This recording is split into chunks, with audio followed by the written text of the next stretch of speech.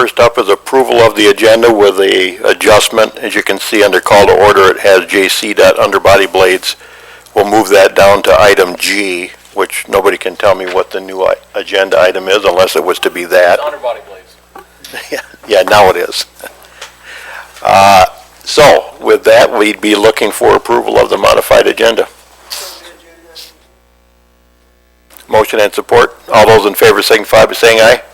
Aye. Those opposed, the same. Motion carried. Public comments. You have 3 minutes to speak if you'd like to address the board. Hello, public. Looks like all staff. Public comment is closed. Takes us to the minutes of the September 9th meeting. Be looking for approval. Support.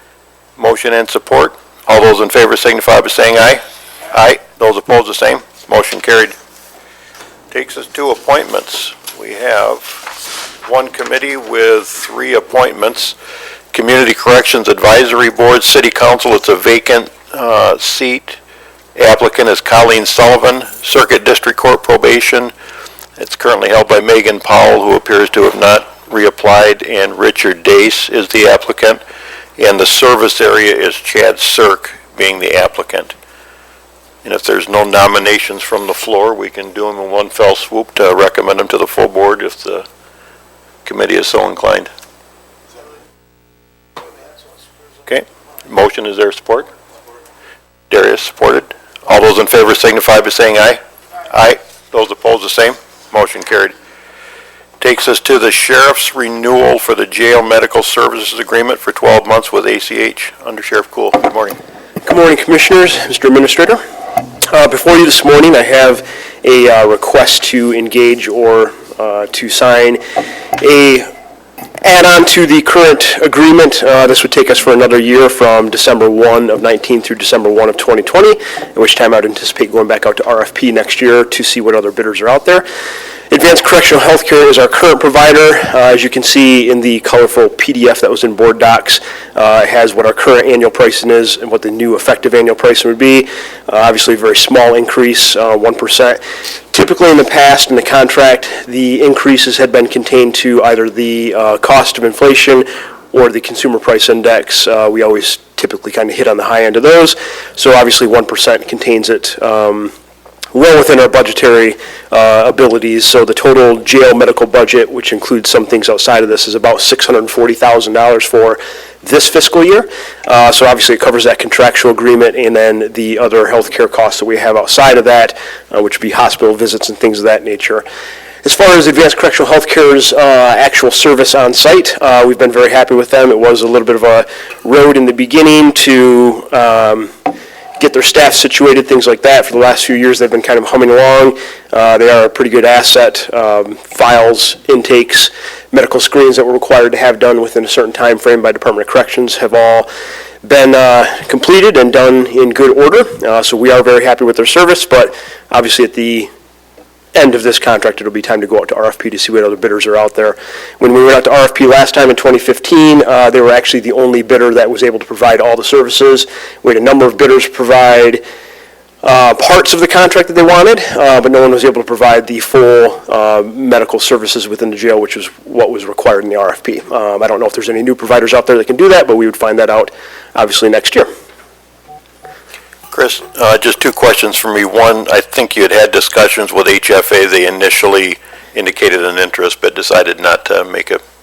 Yeah, we had probably at the very beginning of 2019, we had engaged in conversations with Henry Ford, and kind of part of their philosophy was with all the residents they have, or medical students, perhaps I'm using that term incorrectly, they had hoped to get them into the county jail, use that as the staff, have exposure to some of the chronic conditions that we have in our population. Obviously, it's no secret that we have a population that's in need of some serious medical help. They typically have persistent conditions that aren't taken care of out in society, and then they come to us and we kind of have to play catch up. So as we work this agreement along, we gave them a copy of our current contract, what we would need as far as staffing, things like that. We kind of developed an outline of their services agreements, and at some point it went to their legal department in Detroit, which their attorneys were not fond of said situation, is my understanding, and so they decided not to pursue this any further. That was obviously our hope and desire. Those conversations are not completely dead, but they're certainly long gone for right now, and we'll try to reignite that and see if we can, I guess, waylay any of their concerns or what their concerns are. We weren't really provided any feedback. It was just the conversations had stopped. And then secondly, for me, the only significant change appears to be the prescription coverage won't be through a local pharmacy, it's online now. Or will Yeah, it? so when we first initiated this contract, we had used Brown's Advanced Care locally here. They were able to provide all of our medicines. And really, the economy of scale is they can give us the medicines in a blister pack. And what that means is any unused medicines can go back to the pharmacy for a credit. So you're not just getting a jar of medicines which then have to be disposed of. A lot of times we are required to give these individuals the needed medications if they're being released to get them through a period of time, which is fine. ACH was fine with us using the local provider. It was within their economies of scale as far as the contractual price. They were able to accomplish that, no big deal. Sounds like Brown's Advanced Care is not continuing on anymore or has been bought by another firm, and they're not going to pursue this avenue anymore. So we are going to switch to Advanced Correctional Health Care's provider, Diamond Pharmacy, which is basically an online correctional pharmacy provider that does the same thing, provides medications in a blister pack. It's really the same kind of thing, just a different provider, but our local provider is not continuing on anymore with this, so there's no need to stay with them. So that is the one key switch. And then there's also the pharmacies are going to be set up a little bit differently as far as there's a pool of money. I have within, obviously, the agenda what our pharmaceutical costs have been in the past. They believe that based on our past trends and our future use, that will be well within that pool. And I want to make clear that that 582,244, that 50,500 pharmaceuticals is included in that cost. It's not 582,244 plus another 50,500. It's included within that cost. So budgetarily, we should be fine. They're just going to change that up a little bit as far as how that's allocated. Okay, Commissioners, any other questions? Phil? Good morning, Chris. Good morning. This doesn't include the mental health, does it? No, so there are some basic mental health things that we do, which is basically we have to have a screening done on inmates within 7 days of intake. We try to accomplish that within about 3. So if we have or if we detect that there's underlying mental health issues or if there's known mental health issues, the medical staff will create a referral, gather information, and forward them to Shirley, our Lifeways worker within the jail, where then she then takes over with the mental health services. But explicit mental health provider type of services, no, this is strictly medical. Okay, how do we pay for the mental health assessment and care? The that- millage. Millage? Okay. Yes. We don't pay any dollars out for that. So obviously you remember back then, they had cut off our provider services when the state dollars, as I recall, were kind of reduced to the local mental health providers. So with that millage, that was part of the funding agreement, and we have that mental health worker at the jail 7 days a week, well, 6 days a week. And so she provides those dedicated services and make those referrals, in-house services where she can provide them, et cetera. Do you find that service beneficial? Oh, absolutely. Shirley has been, I can't thank her enough as far as what she does. She is busy 24/7. She is there many days long before the start of her day and there long after her day. We've made it pretty clear to Lifeways that we probably need a second person. I know they're working on that.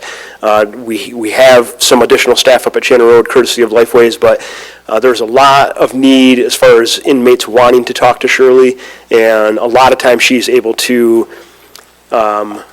defray a lot of things within the county jail as far as individuals and individuals in crisis and things like that.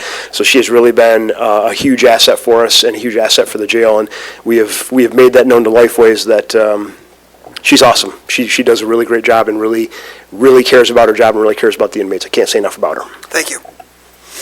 Commissioners, any other questions? Hearing none, we'd be looking for a motion. The agenda item says committee action, but it actually goes to the full board, so we'd be looking to send it on. Tony? Moves to the full board. Okay. Motion and support.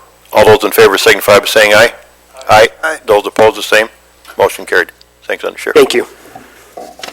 12th District Court Semi-Annual Report. Highly awarded Tammy Bates. Right. Depends who you ask. We'll just say for a second, awards Pardon bank. me? We'll just say for a second at the awards bank, which you had, what, 30 or 35 years of service to the county? 30. Yeah, and you started here when you were Started here when you were 12, somebody said, so, 9. yeah. So Tammy, go right ahead. All right. So hopefully, reports you saw online, I think some of them uploaded correctly, some did not. So if you have questions, I'd be happy to answer any, but I'd always like to touch on a few things first. In reference to budget, at this time of the year, we should be at about 74%, and our revenue right now, we're at about 88%, so that's a good thing for us.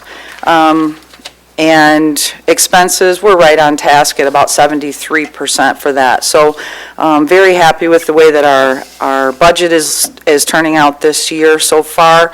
We've done several things as far as revenue enhancements to try and assist us with some of our past downfalls in some of our areas. So that's been good. Our collections department, if you did happen to notice, we're up about $151,000 from where we were at this time last year. So that's very good for us. Our collection department's working very hard to get all that past debt taken care of. Caseload is looking a little bit better. I don't know if that's a good thing or a bad thing, but for us, tickets are up. So our traffic tickets are up about 1,300 from this time last year, which is very good for revenue, as we usually figure about $125 per traffic ticket. Not that we're encouraging those to go out and write traffic tickets, but it does make a difference in revenue. So our Scram unit is doing very well. For those of you that may not remember or know, Scram took the place of our intensive supervision program, which was the in-house house arrest program that was very labor intensive. We had 2 to 3 full-time officers, probation officers, that were going out and checking on folks 24/7. So basically we scaled back, took that away, put the ankle tether on them, the Scram, which takes care of monitoring alcohol in their system and cut down on that personnel cost. With that, so far, we have saved, so far to date, looks like $569,000 in jail bed days, which is very good for us. One of our revenue enhancements that I did want to talk about is our G2G, which is the credit card program that I know have brought to other departments in the county, hoping that they will jump on board. So far, we have saved year-to-date, and we've been doing this since May, the saving in credit card costs to district court is $15,549, and the revenue sharing that we have received from that has been $8,000 thus far. So instead of us paying the fee for the credit card transaction that happens daily at the courthouse, we're turning that and putting that back on the defendant. So it's turned out to be very good for us. I think that it can be something that all departments in the county can benefit from in the future. So with that, questions? Tammy, I just got 2 things. One, you already mentioned the collections. You gave the figure of 150,000, but that's actually 10% of total collections, correct? That you're up, by my math. $1.5 million and I'll go with 150, your I math. think, is 10%. But and then secondly, looking at the courthouse security report, I don't have it up in front of me, but I did look, and it looks like that has vastly changed over last year. There's no guns that have been confiscated versus Correct. multiple last year. Same thing with knives. What do you attribute that to? Are less people trying to bring them in, or hopefully we're catching everything, right? I think the word getting out is really, I think, what it is. I think it's words getting out that those things are not allowed. You know, obviously it's been there for quite some time, but we still have folks trying to bring all kinds of contraband into the courthouse. So thankfully, no guns. I really can't give you the reason why. I would hope it's because not many are trying to bring them in. They're getting the message. They're getting the message. Commissioners, any other questions for Tammy or any other reports?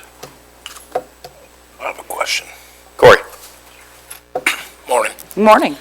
The revenue sharing and the cost savings you referenced. Yes. What was the time frame on that? We started this in May. Okay. Thank you. You're welcome. Tammy, I think we're good. Thank you very much. Thank you. That takes us to the Circuit Court Semi-Annual General Statistics. Charles, good morning. Good morning. Good fall morning to everyone. I'll take any questions on the stats, but I wanted the committee to know that for the first time in over 20 years of doing the child care fund, it was approved first time out. They always wordsmith or make some kind of a change, but we were notified last week that the state had approved our child care fund as submitted, and I was flabbergasted. I thought they were joking. Charles, isn't that also one that she vetoed? I was gonna say, Yeah, Oh, vetoed. yeah, no. They haven't vetoed the child care fund. What I think they've approved it in the system. They're going to have, but I think what may have been vetoed was Senator McGregor had put in, I don't know, I forget the dollar amount, $10 million to supplement the loss in revenue that when the state just took over, state pays first, October 1st. In a very general sense, what it reduces is a 10% reimbursement we got back for the last 2 or 3 years on overall expenses. With the state paying the DHS side first, it's going to decrease our 10%, approximately $200,000. Well, when they made the change to the state pays first, the revenue lost to the counties wasn't an anticipated and planned consequence to the passage of that. So Senator McGregor had put in money in the budget. It was passed, and one of the 147 line item vetoes that our governor chose to axe was that would have supplanted our money back that we're going to lose over the next year. Okay. Mike? Well, I'm not sure I understand. I do. Winnie, we are not losing money, or we are losing money? Well, we will lose revenue coming back on our 10% of total expenses because we won't be paying DHS's bills first. How many dollars are we losing?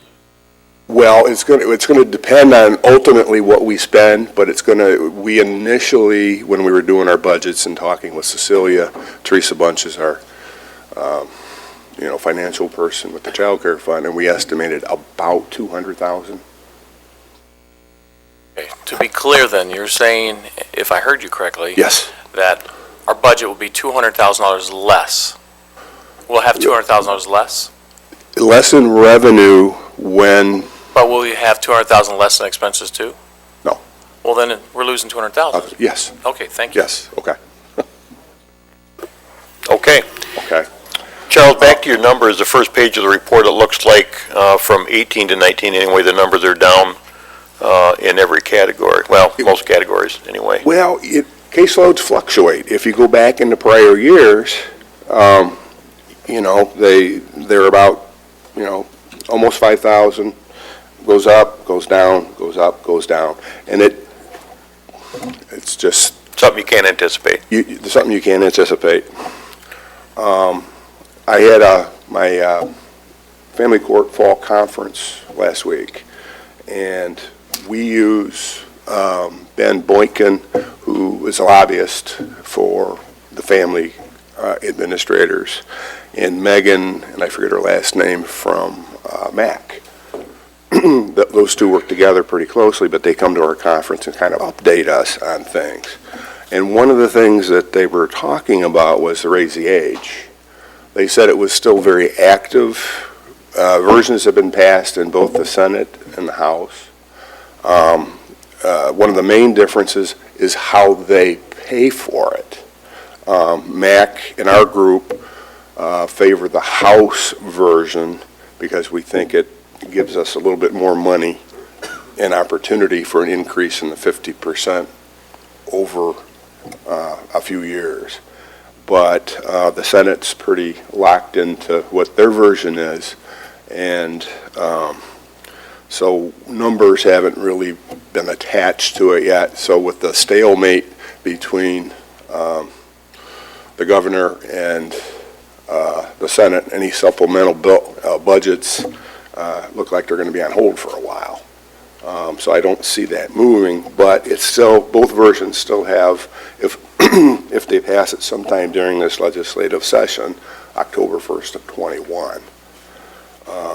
But that still will have a pretty dramatic impact on our operations from the district court to the jail to the youth center, because some remodeling would have to be done to be able to separate the 17-year-olds from our 12-year-olds and some of that, but we're keeping an eye on that. We've been working with Mr. Boucher, our new public defender manager, and he's been needing a lot of statistics and things, because one thing's for sure, and Deborah knows this, they want all kinds of numbers that we have to pull manually. You know, we just don't have reports that generate this stuff out. We did get the SCAO, the State Court Administrative Office did email us last week and indicated that with the final signing of the budget, that all of our recovery court grants were good. So those things are going well. Charles, not to belabor the point on that child care fund, but the Yes. number that Mike had got for us was $482,500. Could that be the amount? And its title is the indirect cost reimbursement from the child care fund. That would probably be the total of the 10%, but it wouldn't be a total, because they already passed, the state pays first. The bill, as I know it, would have only, meaning McGregor, would have fulfilled, and again, it was approximately 200,000 is what we figured on. Okay. The Commissioner, entire child care fund budget is just under 4.8 million net. so it'd be 10% if it was at 482. Right, Yep. so that would be the 10% figure, and roughly half of the budget is DHS. Okay. Commissioners, any other questions for Charles? None? Thank you. Thank you. Have a great day. Takes us to the airport tower roof and HVAC replacement. Juan? Good morning. Morning, Commissioners. This is a request to replace two aging systems on the control tower building.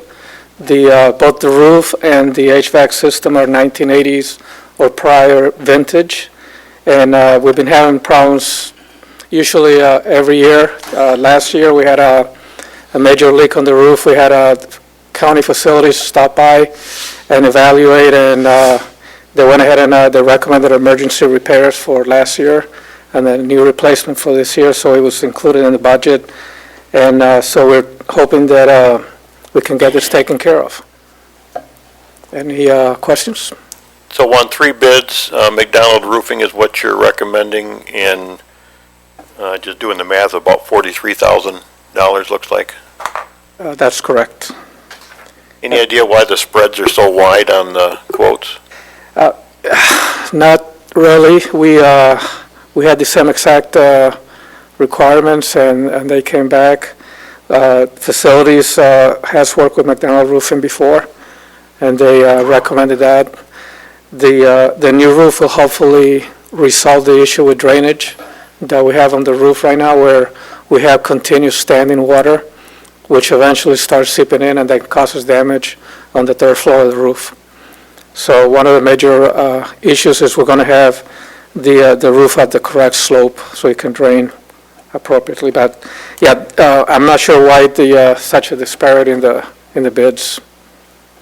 Okay. Commissioners, any questions? Tony? One, sir?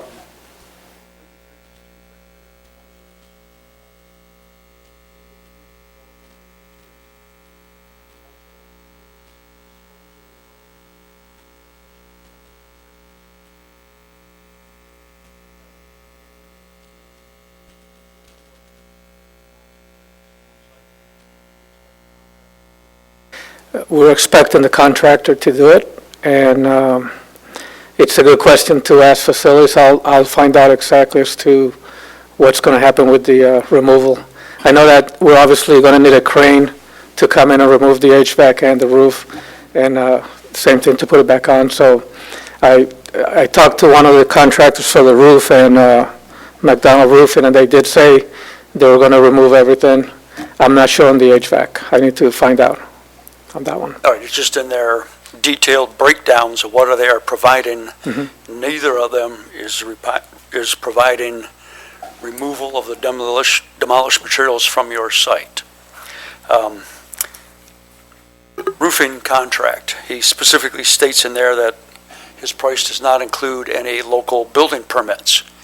Are you exempt from city or township building permits? Yes, I spoke to Blackman Township, and we don't need a permit for this particular job. Okay. Under the HVAC contract, again, they were listing all of what they intend to provide. One of the higher price bidders included in their breakdown that they were going to provide new controls, thermostats, humidistats. This contractor doesn't have any of those in his breakdown. Are you assuming that you will reutilize existing thermostats, humidistats, or do you need them included? Yeah, the HVAC system we're replacing will only be heating and cooling the cab on the control tower. And so there's just one thermostat there that we can reuse for that.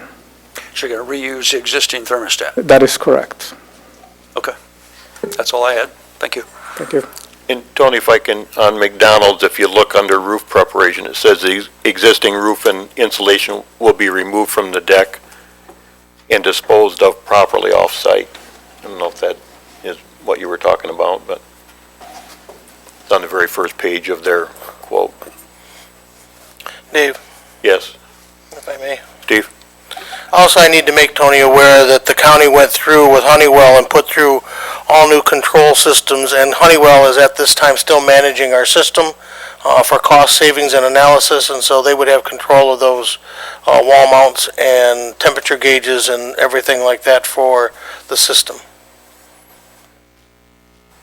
Okay, if there's no questions, we'd be looking for a motion. I believe it gets approved at committee level. Motion to approve. Motion and support. Questions or comments? Hearing none. All those in favor signify by saying aye. Aye. Those opposed, the same.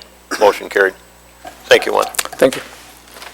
Next up is the new agenda item of the old bid on underbody blades.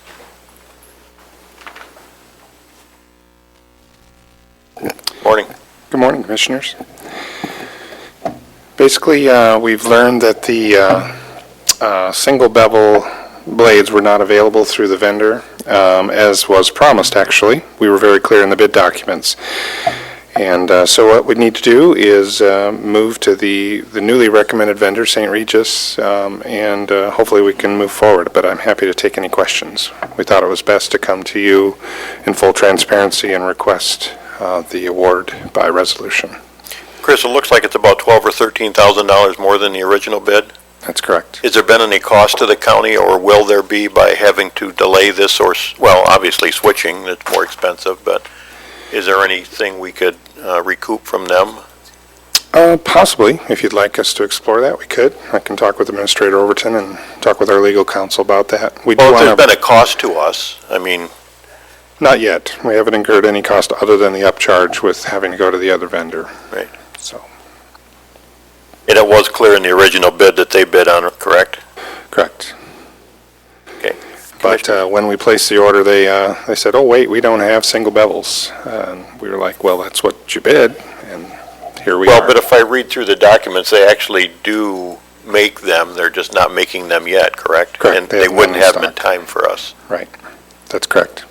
So They it looks don't. to me like it's more of a timing issue on their part than ours, but Right. it is what it is. We can't make the snow not come. Phil? Morning, Chris. Morning. Are we getting a better quality blade? Than in the past? Yes, by going with a Um, different vendor, or we're just comparing apples to apples? Yeah, the blade meets specifications. That was all carefully researched, so we have minimum criteria that are met. I'd say over time, the blades we're getting now are much better, but it'd be the same blade, though. Okay. The short answer to your question, yeah. Thank you. Darius? Good morning. Morning. So after purchase, how long would it take for the blades to arrive? I think these are in stock, and they'd be delivered shortly, Okay. maybe within a month here. And then my only other question was, how long will these blades last?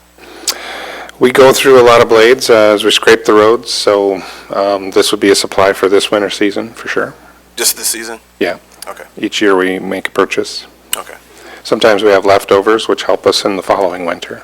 Okay. But this is a stock, a supply that we keep on hand to make sure we don't run out. We like to have a little buffer. Okay. All right. Thank you. That's all I had.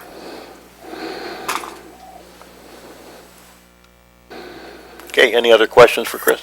Actually, I have one more question. Okay. I just thought of. So excuse I'm not knowing the science behind this, but is there any way that after a season we are able to refurbish any blades that are in decent condition, like could resharpen them or anything like that? I believe they are recycled. The Okay. steel is definitely recycled. I mean, something that we could do ourselves. I can check into that, actually. I'm not sure, other than recycling the steel. As far as resharpening and so forth, I don't think we can do that. Okay. Because it actually wears away the material to a point where it's too thin. Yeah. Okay. Yeah, no blade left, basically. Just thought of a quick way maybe we could save a couple dollars, but Right. I understand. Thank you. And to be clear, these are the underbody. We use underbody blades here, throughout Michigan, actually. Other states only use front plows, but we get better scraping action and cleaning of the roads with our underbody blades. So there's a moldboard, we call it, and you definitely don't want to be scraping the moldboard on the road because that destroys the carriage and the truck. So we bolt on this sacrificial blade. Okay. That's what we're talking about here. Thank you. Phil? Nothing further. Phil, did you have something? I was just going to make a motion to approve the purchase. Okay, go to the full board. So, Send it to is the that a full board. motion? Yep. There is a support, okay. All those in favor signify by saying aye. Yeah. Aye. Aye. Those opposed, the same. Motion carried. J. Mentley report. Thank you. Well, you have the presentation of our report in front of you that highlights some of last month's activities. One thing that I did want to point out was last month I had reported with regard to pricing asphalt when I asked about are we going to explore an asphalt plant and so forth. The short answer is that I think I erroneously reported $58 a ton, something like that, for Lenawee County to place and produce. And I think I said that it included striping and shoulders and all that. So I just want to clarify that I confirmed all that and it's not included. That's just the production and the placement. So that would be an apples-to-apples comparison to the bid prices we get, though. So that is an accurate reflection. Where our bid prices are up in the 70s per ton, Lenawee's production and placement on average is around $58 a ton. 58. And the production numbers are under 50. So really what we want to look at, I think, is our production numbers. When we pick up asphalt, it's in the 50s per ton.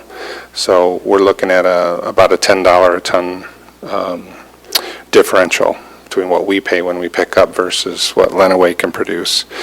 So I just wanted to let you know we continue to look at that. We want to make sure we're prudent in representing the best interests of our taxpayers, but I didn't want to be accused of misrepresenting, and I apologize for the misstatement there, but I have talked with their managing director and got clarification on that.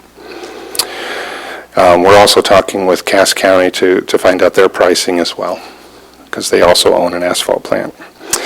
But other than that, I'm happy to take any questions on the report. Chris, I've got two questions. One on page 2, that middle picture. I think that's called a Python 5000. It sure is. We'd sure like to have one. How's it working? It's back under all the warranty repairs. As I reported before, we bought the latest, greatest version, and it had some bugs to work out. We had it out in, I think, December, January for a little while, and then the drive had some problems. So we got the drive all repaired after a lot of discussions and communications with the manufacturer, and then we had to have some updates on the Cummins engine. Right now, there aren't a lot of potholes to repair, but we're approaching it as an ambulance-style response, so when calls come in, we plan to send it out and deploy it as we get more holes. If you find potholes, do call them in. There are a few. We did get a report last week of some, and we're going to be taking care of those. But for the most part, there aren't a lot to do. But as we head into fall and winter, the goal is this machine can run through winter months, and so you will see it out. That's for sure.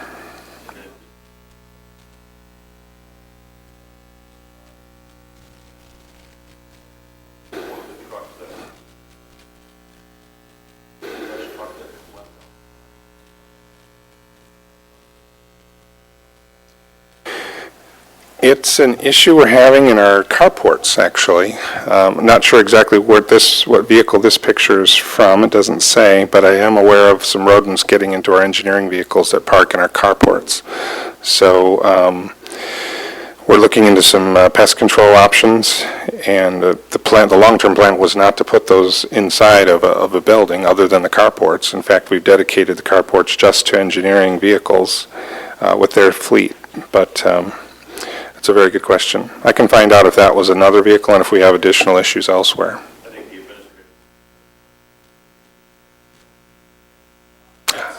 It's not a bad idea. That's a great idea.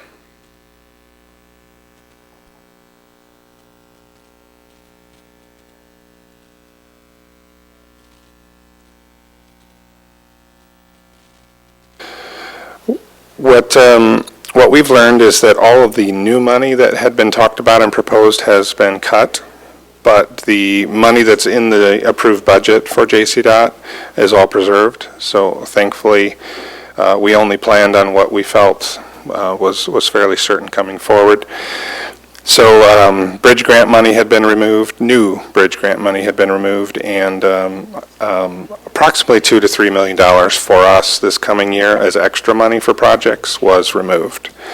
So if that's the case, it's nothing that had been planned on projects already, correct? If it was new money? Right. Okay. Had the money come in, we would have brought forward a budget amendment with proposed projects and so forth. Phil, did you have a question? Yeah, in regards to that, this is not going to impact the repayment of our bonds, is it? No. Okay. No, we always plan on the safe side with all of that, so we're Okay. fine. Second question, Norval Road, how's that coming? They're going to ask tomorrow night?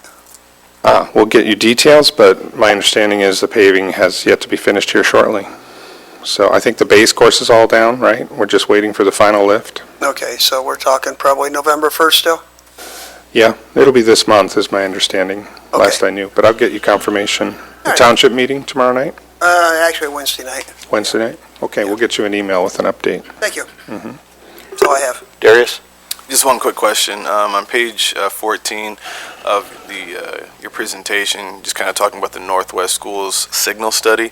Yes. I was just curious as to how often are these studies conducted? Or is it on a needed basis, or?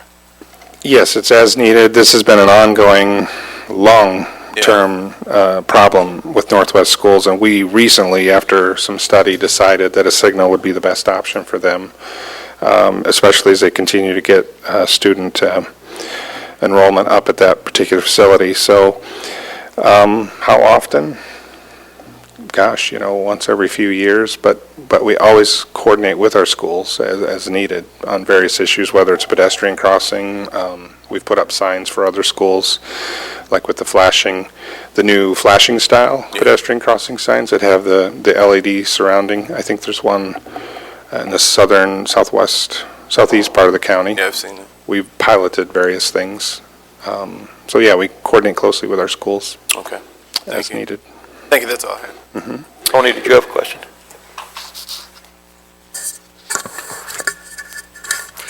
Good morning. Morning. Your slide here about the Blackman and Spring River townships and their road constructions based on those townships millages that they passed. Yes. I've had a question from several people. When one township passes a special millage to get their roads repaired, how does that affect the other townships?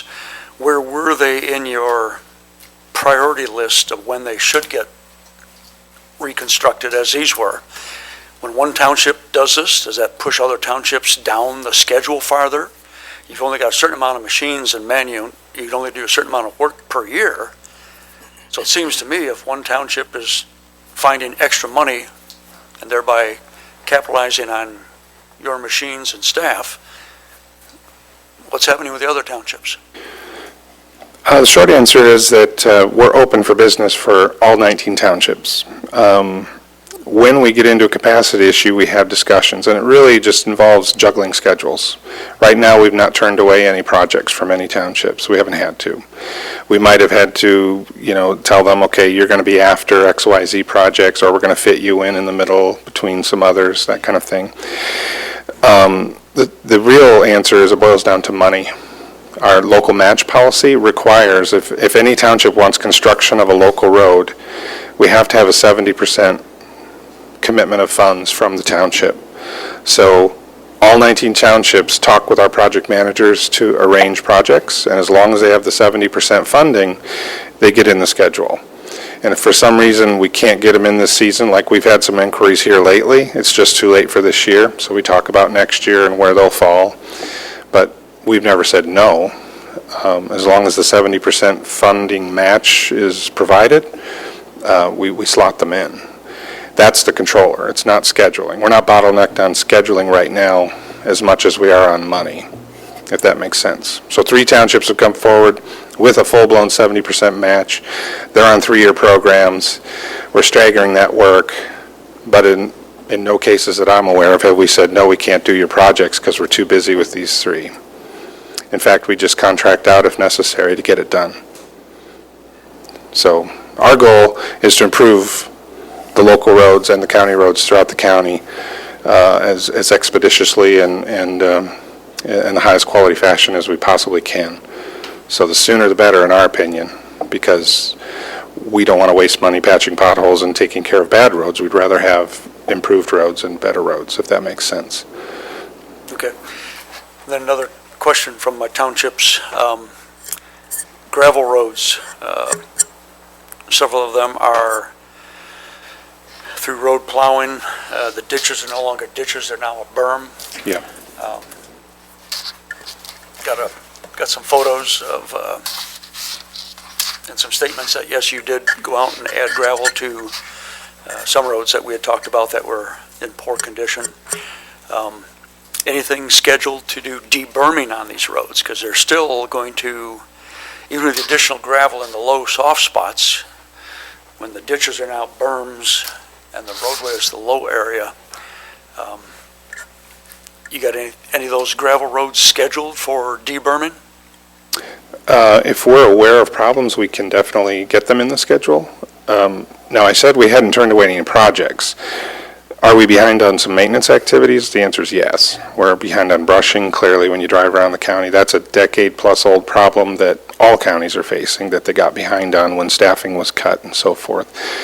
So it's going to take us a few years to catch up on brushing, even if we were to be very aggressive with it. Deberming is a similar problem. Gravel roads require re-graveling every 5 to 10 years, definitely every 10. Most of the gravels in our county were not re-graveled, and our local match policy requires a 50% contribution from townships. So I believe a mile of gravel road improvement could be between $20,000 and $30,000, so we would need a 50% contribution from a township to make that happen, to do a full-blown re-graveling. But the maintenance, the deberming, and other safety measures and brushing and so forth, that is us. So we can get that in the program if the township officials make us aware.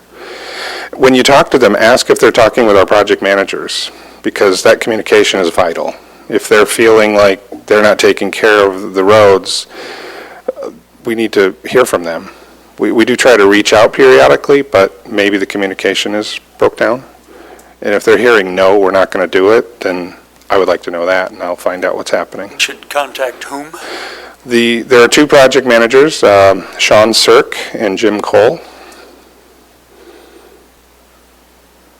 So either one of those gentlemen, Jim Cole or Sean Sirk, they're both very responsive, very customer service oriented. They come to me all the time with such and such townships asking for this, is that okay?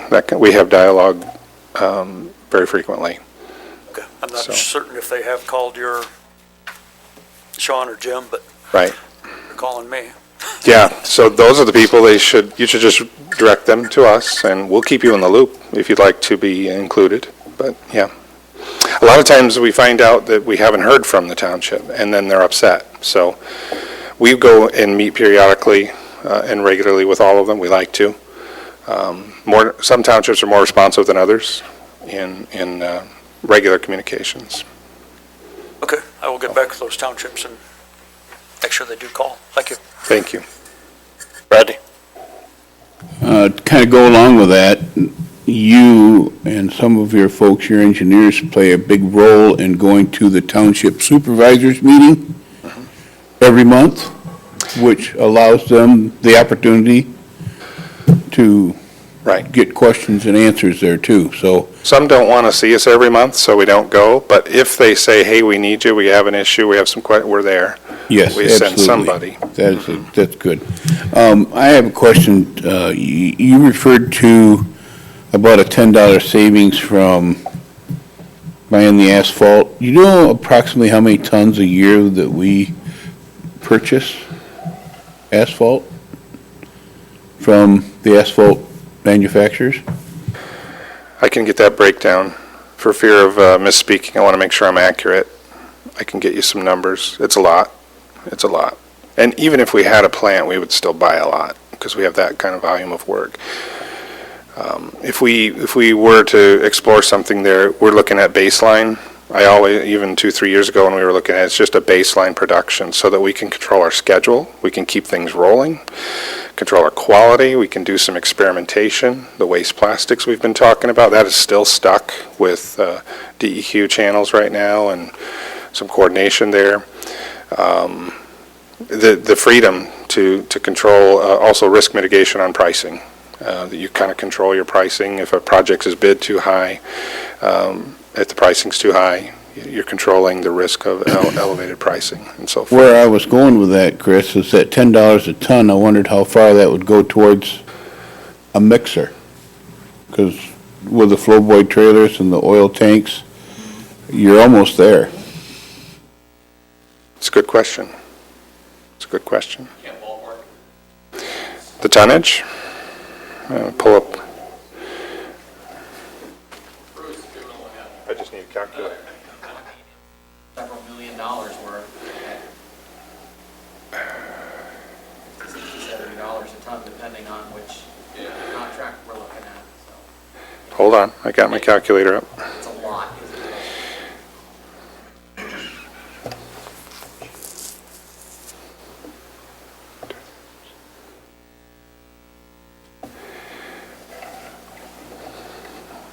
Well, we're well over 100,000 tons. So if it's a $10 differential, that's $1 million. And I did these calculations based on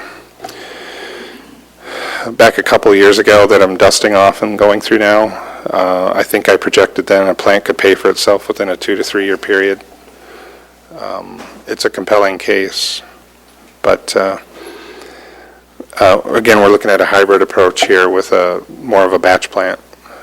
If we were to do something, I think we're not looking for a high production, not competing with the private sector, but our city and our villages here in Jackson County. If we weren't busy, we could possibly help them from time to time. I know in Lenaway's case, they're turning away work to their villages right now because they're busy themselves. If that makes sense. Thank you. Sure. Rich, got two follow-up questions. One, do you know if Lenawee buys outside asphalt, or do they do all their own? They do. Again, we would have to as well. You'd see a lot of bids coming forward for, we need contractors. Our partnerships with our contractors are very important. Our problem is we only have two responsive bidders. And if one's busy, the other knows it, and they can charge what they'd like. So we're kind of in an interesting situation in Jackson County. Other counties have 3, 4 bidders. Not all, but many throughout Michigan get more bids than just 2. And then the second point I was going to make, is it an accurate statement, do you think, back to Tony's question about are we too busy to keep the locals' work done? There has to be a tipping point with the way we're doing roads and with the local communities doing their own. Would you not agree that if we're building better roads that last longer and you have more local communities stepping up to do their own roads, there's going to come a tipping point when that eventually frees up more manpower to do other things? Agreed or not? Yes, agreed. Agreed. As to when that is, depends on a lot of things, Right. particularly road funding. Right. Yeah. Okay. Any other questions for Chris? Thank you. Thank you. Okay, that takes us down to claims. Need a motion to pay the claims. Motion and support. All those in favor signify by saying aye. Aye. Those opposed, the same. Motion carried. Other minutes and the November reporting scheduler there takes us back to public comments. One member of the public present. Does he want to speak? No. Committee member comments. Hearing none, we're adjourned.